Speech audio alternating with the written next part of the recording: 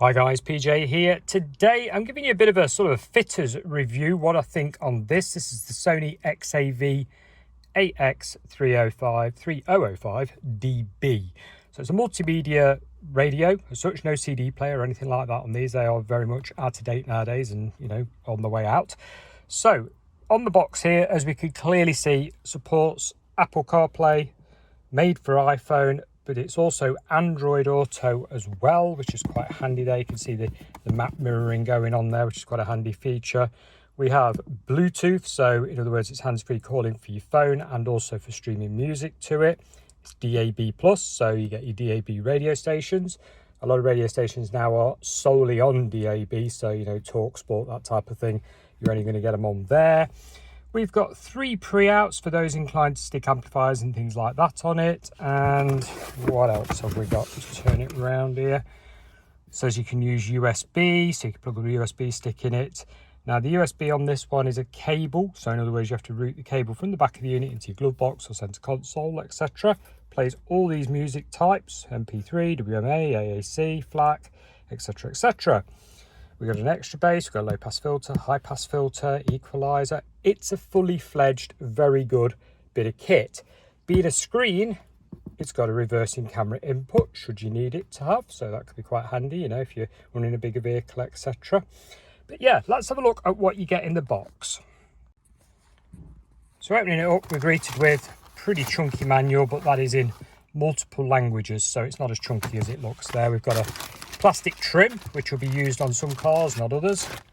Bit of a warranty slip there. We've got the radio itself, very well packaged. So if you have had this couriered to yourselves, you should, it should arrive intact. Move that out the way briefly. What else have we got in here? Microphone. Probably pop that up by the rear view mirror on this particular vehicle. Tend to keep them away from side windows on cars and vans, because if you put your window down in a sunny day, the turbulence basically makes the microphone absolutely useless. So yeah, don't put these side window guys. We have an ISO block that plugs into the back of it, complete with a fly off here for parking brake. Now you're meant to earth that to your parking brake switch. Most people though just snip the wire and connect it to the black wire on the loom, so that in other words your screen works all the time, including when you're driving along. You're not meant to, you're meant to only have your screen working when it's stationary, but still, what we'll do, we'll pop all that in a minute and show it you plugged in. Let's have a look at the connectors on the back of the radio. Here's your rear view of the radio. You've got microphone input there for the mic that comes with it. Below it, you've got a steering wheel jack input. So if you've got steering controls on your car and you're having a steering wheel interface to make them work, it will plug into here. We have rear view camera input, subwoofer output, and we also have, let's have a look here, we've got rear at the top and front outputs as well if you're running multiple amplifiers, etc, and you're running an AV system. Maybe you've got a motorhome, I don't know, with that type of thing in. So it'll run quite a lot of stuff. You've got a normal aerial input and you've got a DAB. Sorry guys, that's how you drop your camera while recording. Anyway, you've got a DAB aerial here, which basically if you fit in a DAB aerial, just plugs on like so. Most DAB aerials are powered, so you can have a spare wire that you crimp into the blue wire, and it does feature that. It features a nice blue wire there for powering remotes on amplifiers and powering things like aerials, etc. Reverse camera input there, so if you've got a reverse camera that requires a switch, so in other words the camera sends a signal to this to tell the screen to go into rear camera mode. The unit itself, as you can see, is a sort of fake doubled in. So there's the screen, but it's like half. This is quite handy because when you're fitting these, you can sort of stuff everything underneath out the way so they don't get trapped at the back of the unit. The quality's good. I like the way it's been packaged. The cage does have rather sharp edges, so if you're fitting this yourself, I would recommend wearing some gloves, because cut myself many a time on these over the years. It's all too easy to do. But other than that, it's a Sony, so it should be high quality. It should do the job. I'm going to get this installed and we'll have a look at it when it's actually up and running. Okay guys, so we're basically in and at the test stage, so thought I'd power it up, see what the score is when you first switch this thing on. At the moment it's in demo mode. Now when you fit these, you've got the option to turn the demo mode on and off, okay, which is just here, look. Make sure you turn it off, otherwise it's basically on demonstration mode for a shop, so it's going to keep flicking off your screen all the time. You got language as well there.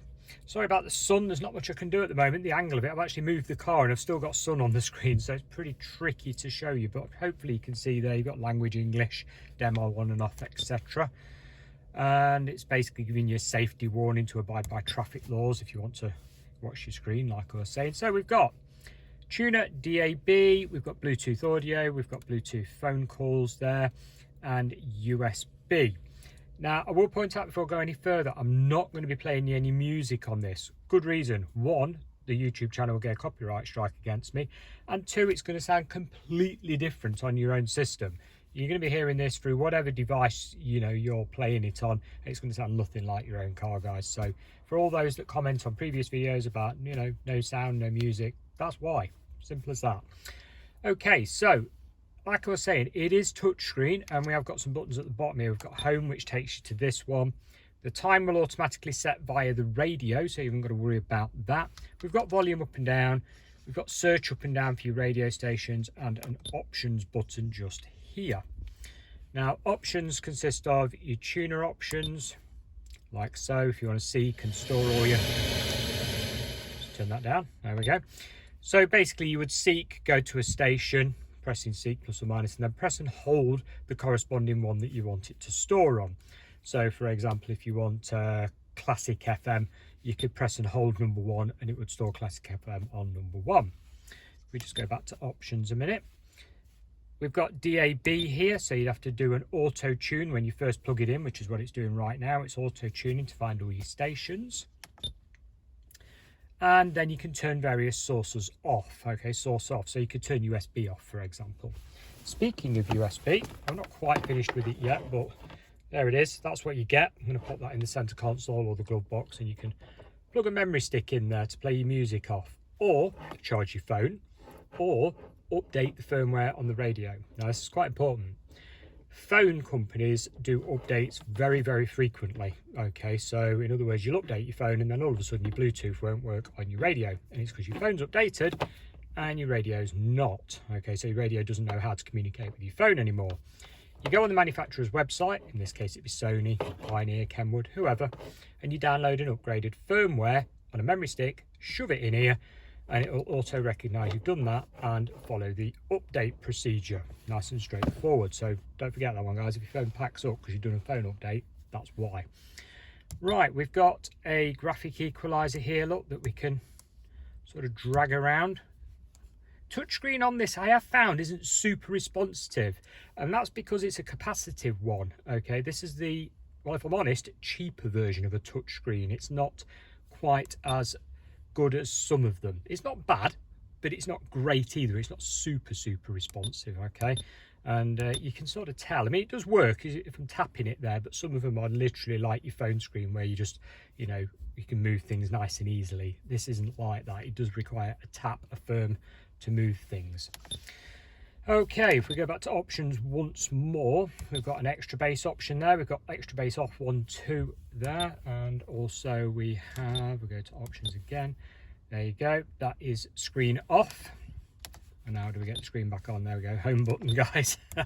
Screen off. Don't know why you'd want to turn the screen off, but screen off. Next up, we've got your BT audio, but you would have to pair a phone to this. Now this is easy to do on most of them. You just basically turn your phone on, turn your Bluetooth on, search for device. It's going to come up with the Sony device, pair it to it. This will pick it up. It will download all of your phone book, etc. to the device itself, and then you can obviously scroll. If we go to settings, I'll just quickly show you. So Bluetooth connection on and off, yeah, and then pairing will search for your Bluetooth device and connect. I won't do it because obviously I'd have to reset the whole thing. Pretty simple to do.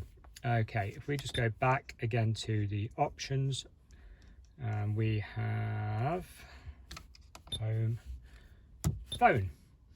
So pretty simple really. Make a phone call, go through your phone book. So you tap your phone book and then you could go A, B, C, D, E, F and pick, if you were ringing Bob, you'd go to B, ring Bob. Or you can have a device keypad. There's a keypad there. Look at it if you can see it with the sun shining on it. Yeah, there's a keypad, and you can just dial a number in if you want. But it's full hands-free calling, and you've got your little Bluetooth button there. Can you see in the top? Little Bluetooth icon. Nice and straightforward. Like I say, you've got a separate microphone that's up by the mirror on this particular one, and we've got a separate DAB aerial as well.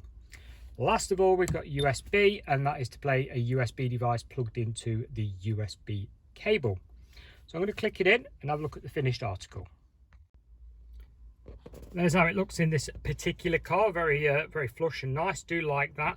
Just looking at the manual here, just to go over a few bits for you. Android Auto obviously is going to be needing the plugged USB connection to your phone, so you can't do it wirelessly. It's got to be plugged in to work the Android Auto. It does say here, look, Android Auto extends the Android platform onto the car in a way that's purpose-built for driving, available only when your Android phone is connected to the USB port. Okay.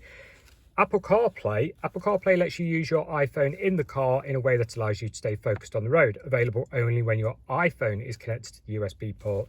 So these are not wireless options, guys. I just thought I'd quickly point that bit out for you. A lot of people might think, oh, you know, I can Bluetooth it and do it that way. Well, no, it would appear not, sadly. So that pretty much wraps it up for me, guys. Hopefully there was something in this that was useful to you if you're thinking of buying one. Like I say, I'm an electronics fitter. I fit these things day in, day out, so it's sort of my opinion on them. I actually overall like this unit. I would give this pretty good rating. I'd probably give it 7 out of 10. And the only reason I'm going down to 7 is because I'm not too much of a fan of these capacitive touchscreens. I do prefer the more expensive touchscreens, but, you know, it is what it is. It's a nice looking unit and it does the job. As for retail price, I'm afraid that's not really my area. It's going to be a case of having a look on Amazon, eBay, car shops, etc. for, you know, a price on this, a good price. Most of these touchscreens seem to be in the sort of £300 to £400 bracket from what I've seen, and obviously you're going to need interfaces to make it work with your car and steering controls, etc. You have to price all that up separately. Contact your retailer. But thanks a lot for watching, guys. I'll catch you again next time. Bye for now.